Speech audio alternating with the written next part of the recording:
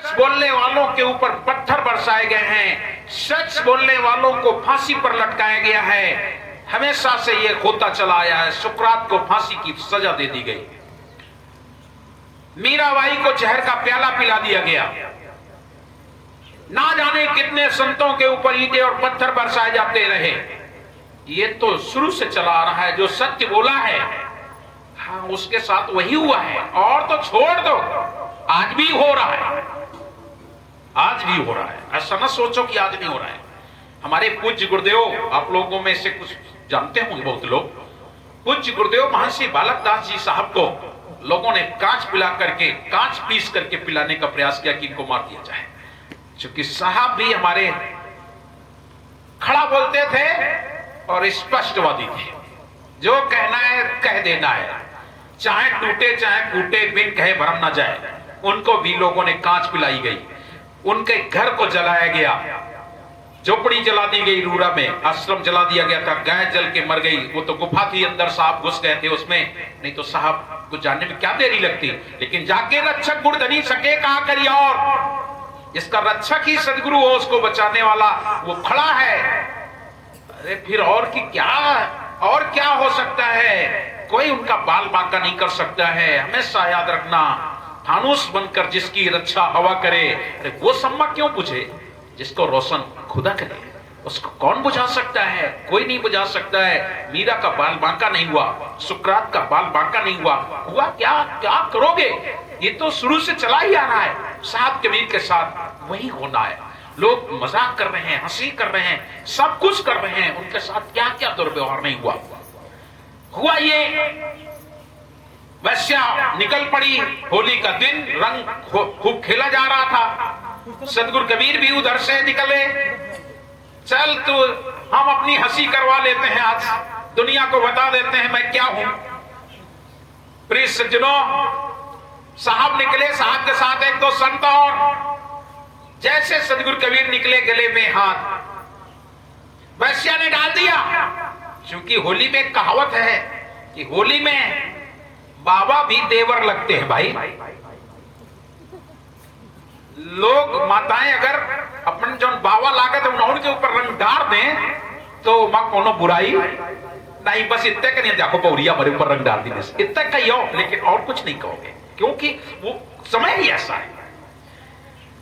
तो सदगुरु कबीर के गले में वैश्या ने हाथ डाल दिया, और जैसे वैश्या में हाथ डाला, वैसे वहां जो लोग थे उन्होंने मिट्टी उठाई और साहब के ऊपर फेंकना शुरू कर दिया। और क्या कहा? अरररा कबीर, अरररा कबीर, ये कह करके आवाज लगाई।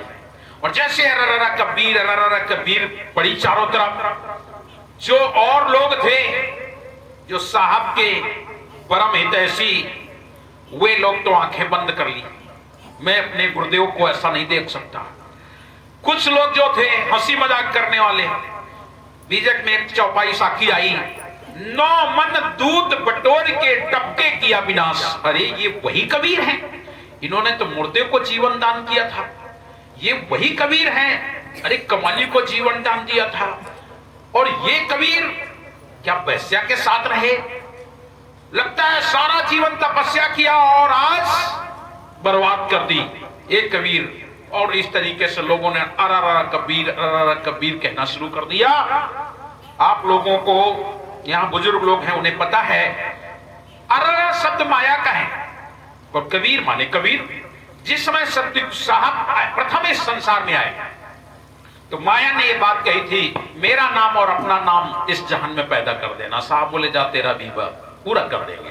तो वो अरररा कबीर शब्द वहीं उत्पत्ति हुई और वो चली आई ये बुजुर्गों के सामने तक। ये बुजुर्ग जो बैठे इनके सामने तक चली आई है।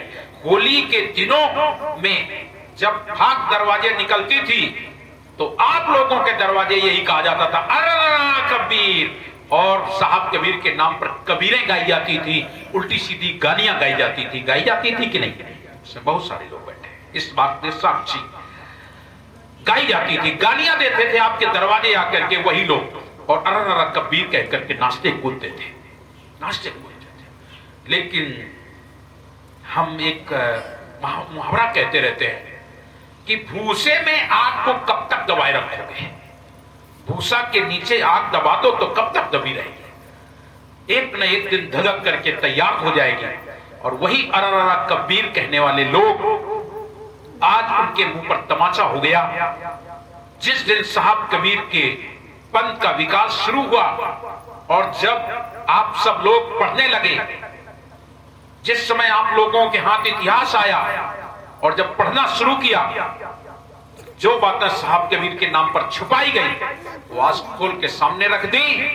बस आज लोगों के मुंह बंद है। आज कोई अरररा कबीर कह के निकल जाए तो उसका सर धड़ पे नहीं रहेगा। आज ये स्थिति हो चुकी है। आज वो ऐसा नहीं कि तुम्हारे दरवाजे से सुरक्षित चला जाए, भले ही आप लोग कबीर पंथ को चाहे एक बार ना मानते हो, ऐसा कैसे कह दिया, उसको दे थप्पड़ शुरू हो जाओगे। आज किसी की हिम्मत नहीं है जो साहब कबीर को कुछ कह सके। और आज जब हम लोग इतना समझे तब हमने देखा कि कबीर क्या चीज है। कबीर किसे कहते हैं?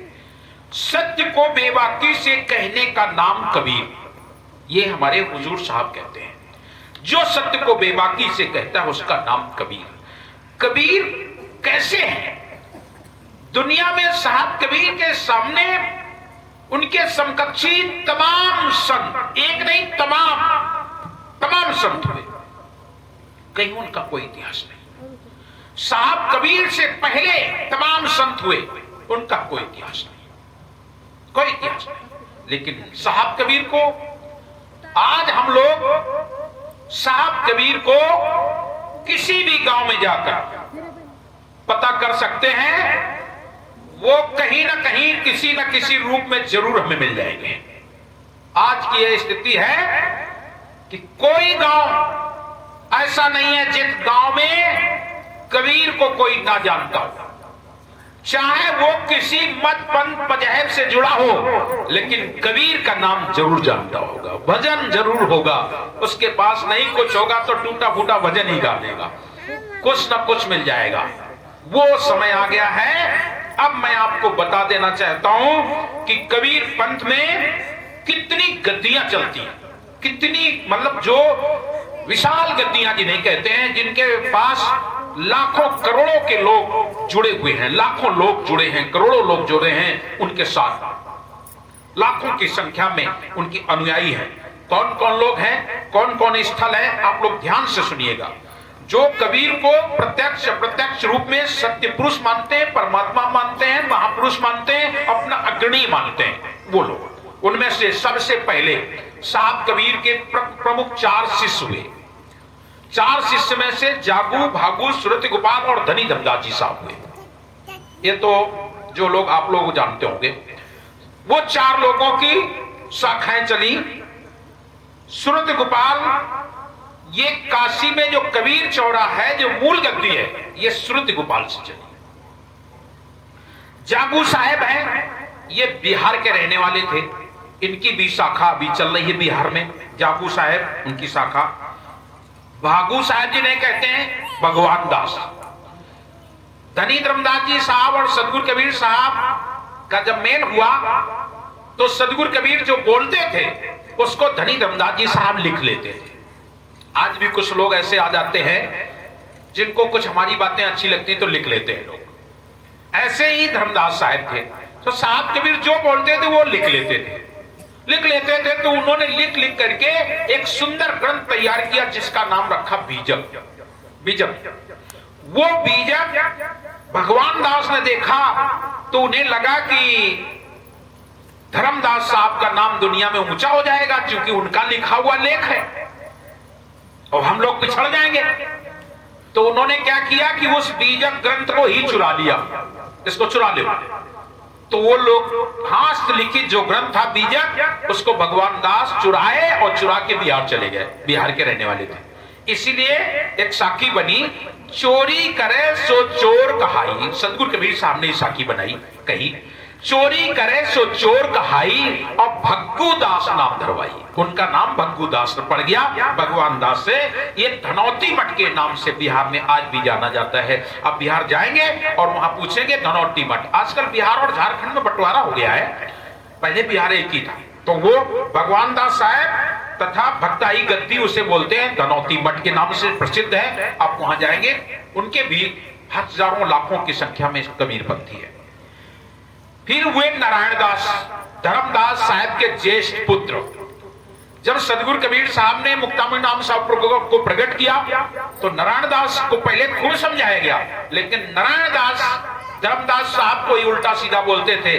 अरे ये मेरे पिताजी जाने कैसे पागल हो गए हैं, जो जिंदा भगवान लेके आ गए हैं, ऐसा वो सब जो मर्जी आती तो बोलते थे। लेकिन जब धर्मदास साहब का लोकगमन हो गया 1569 में चले गए, तो नारायण दास को लगा कि अब तो गद्दी पर बैठेंगे मुक्तामणि नाम साहब, मुक्तामणि नाम साहब। तो उनको ये रास नहीं आई बात।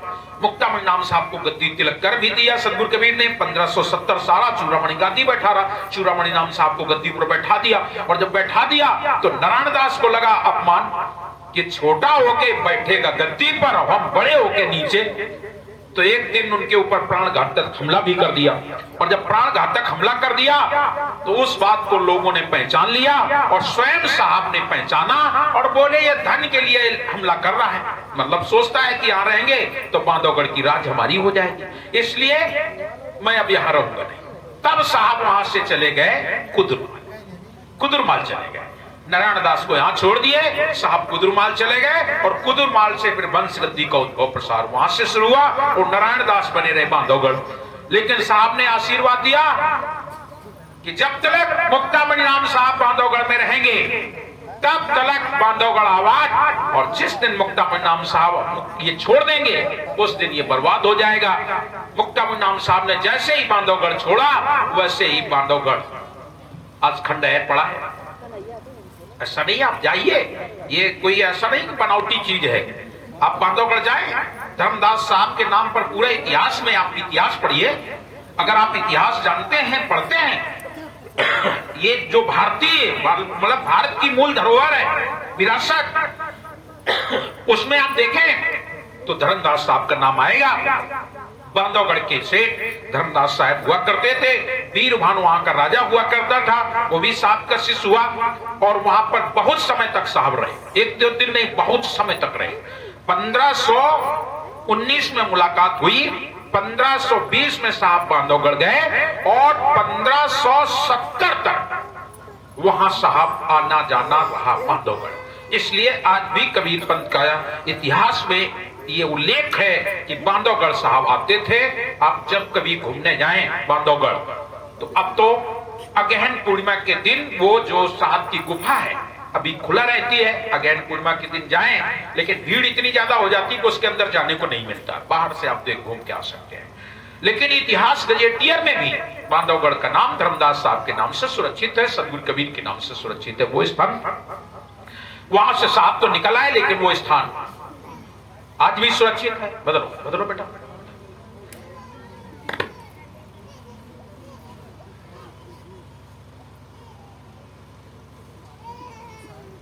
उस स्थान पर आज भी अगहन पूर्णिमा के दिन परम पूज्य गुरुदेव पंछी हुजूर प्रकाश नाम साहब के आशीर्वाद से, उनकी कृपा से, उनकी लगन से बांधवगढ़ खुल गया है। और नहीं तो पहले जब से साहब चले गए तो बांधवगढ़ खुलता था रामनवमी और कृष्ण जन्माष्टमी को खुलता था, क्योंकि वहां पर ऊपर एक राम मंदिर है, बहुत विशाल मंदिर है, पुराना है, और उसके अंदर बहुत मंदिर है। क्योंकि धर्मदास साहब पहले यही सर्वगुण मत के पुजारी थे, इसलिए वहां मत्स्य अवतार का मंदिर, एक मछली का मंदिर है, काफी बड़ी मछली बनी है पत्थर की मछली का, और मंदिर अलग स्पेशल मत्स्य अवतार, 12 अवतार। वहां सुअर की भी एक मूर्ति है। वहां आप जाएंगे तो विष्णु भगवान की एक 52 फीट की शायद बताई जाती है, 7 सर्प वाले बना करके वहां पर उसको आज भी क्षीर क्या कहते हैं, वो स्थान का नाम भी वैसे दिया गया है। वहां लोग रुकते हैं, जब भी जाएंगे यात्री तो वहां रुकेंगे। शेष सैया पर भगवान विराजमान है। वो मूर्ति है 50-52 फीट की, वो धर्मदास साहब के कार्यकाल की बनी। वहीं पर शिव जी की भी स्थापना, मतलब सभी देवी देवता, गणेश जी, ये वे जौन थे, क्योंकि धर्मदास साहब तो पहले पूर्ण पुजारी थे, छोटे मोटे नहीं थे। भाई पैसे की कोई कमी नहीं थी, जगह की कोई कमी नहीं थी, राजा से बड़े राजा थे। जब राजा को समय आने पर पैसा दिया करते थे तो कितने बड़े थे, खूब बड़े बड़े भगवान वहां थे। हम भी आज भी जाते, अब उन लोगों ने रास्ता बंद कर दी क्योंकि हम लोग जाते थे घूमते फिरते, तो गवर्नमेंट के जो लोग थे उन्हें तब समस्या होती थी, तो उन्होंने अब सीधी सीधी रास्ता बना दी, आपको वहां जाना भी नहीं मिलेगा, लेकिन राम मंदिर मिल जाता है। तो वो राम मंदिर और कृष्ण जन्माष्टमी खुलता था, लेकिन जब हमारे साहब को पता लगा कि हमारी विरासत है, धरोहर है, तो फिर गवर्नमेंट से निवेदन किया और साल में एक दिन के लिए आज वो स्थान खोला जाता है। आप कभी भी अगहन पूर्णिमा के दिन जाएंगे, अगहन पूर्णिमा के दिन मुक्तामण नाम साहब का प्रकट दिवस भी मनाया जाता है। और आज वो स्थल सुरक्षित है जहां पर सदगुरु कबीर साहब ने धर्मदास साहब को नाम दान दिया था। वो चबूतरा भी स्थित है और वो मंदिर भी स्थित है जहां पर गुफा बनी हुई है, बहुत सुंदर गुफा है। हम तो खैर अनेक बार गए उसमें। तो ये पुराने स्थल है, इनको मतलब नकारा नहीं जा सकता है। कोई चीज ऐसी होती है जो केवल किताबों में या बातों बातों में होती है, उसको हम नकार देते हैं, लेकिन जो चीजें प्राकृतिक हैं, जो वस्तुकला से बनी है, पत्थरों से बनी है, उसका इनकार नहीं किया जा सकता, नकारा नहीं जा सकता, और फिर इतिहास है उसका। तो वो चीज साहब तो निकल गए, वहां पर बांधवगढ़ में रह गए नारायण दास भी वहां रह नहीं पाए। आज वो ये बीच में एक स्टेशन पड़ता है, इससे कटनी से पहले छोटा सा उचेहरा, वहां पर उनकी गद्दी है। अब उनके शिष्य तो ज्यादा नहीं रह गए, बहुत थोड़े लोग रह गए, चूंकि जानकारी हो गई तब से सब के सब उधर निकल गए। उचेहरा गद्दी ये नारायण दास जी की चल रही है, आज भी चल रही है, उनका शाखा आज भी चल रही है। फिर एक जन वे महंत सेवादास नादिया मठ, ये नादिया मठ छत्तीसगढ़ में पाया जाता है। सूरज सरेही नाम साहब के समय में सेवादास जी कुछ वो किए और वहां से अलग हो गए। एक संत हुए गणेश दास। मैं आपको ये गद्दियां बता रहे हैं कि कौन कौन सी गद्दी चलती कबीर पंथ में, जो कबीर का नाम लेके और अपने को कहते हैं हम कबीर पंथी हैं, और को छोड़ दो, ये कबीर पंथी होने की बात कर रहे हैं, जिसमें केवल साहब कबीर की बात सुनाई जाती है, बताई जाती है, उनकी वाणियां बताई जाती है, उनके द्वारा कैसे जीव की मुक्ति हो उनकी। तो एक गणेश दास हुए फतुआ मत, ये भी बिहार में पाया जाता है। मदन साहेब बड़ैया गद्दी वाले, आपके यहाँ बड़ैया गद्दी चलती है, आपके ये कचौसी स्टेशन के पास लखनपुर है बड़ी गद्दी, मतलब वहां बनाया शांतिदास, आज जयदास साहेब बैठे हैं वहां पर। तो ये बड़ैया गद्दी वाले हैं। बड़ैया एक स्थान हुआ, बड़ैया में एक संत हुए और उन्होंने अपनी शाखा अलग से निकाली, और ये अभी ज्यादा नहीं, 150-100 साल से पुरानी है। और ये साहब कबीर को मानते हैं, धर्मदास साहब को मानते हैं, भजन सुंदर गाते हैं, सब कुछ है, बस उनका कोई कुछ और विरोध नहीं, वो किसी और का विरोध नहीं करते, केवल एक ही विरोध करते हैं, चौका आरती का।